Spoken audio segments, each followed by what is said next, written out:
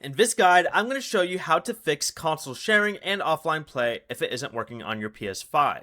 This is Miguel from Just Boz, and before we get into this guide, make sure to like the video and subscribe to the channel with all notifications on for more content like this. It really does help out the channel and we'd greatly appreciate it. If you have any questions, just ask them down in the comment section below. I'm going to be doing my best to reply to every single comment down there.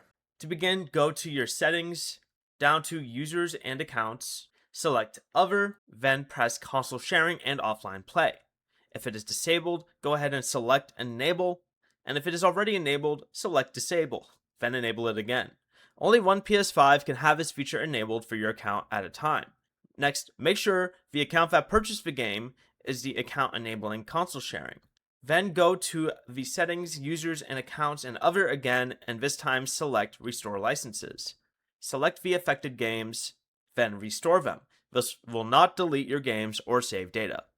But if it still doesn't work, you can go back to the settings main page and go to Network. Then press Connection Status, then View Service Status. If the services are all working, go ahead and restart your PS5 and router, then try enabling the feature again.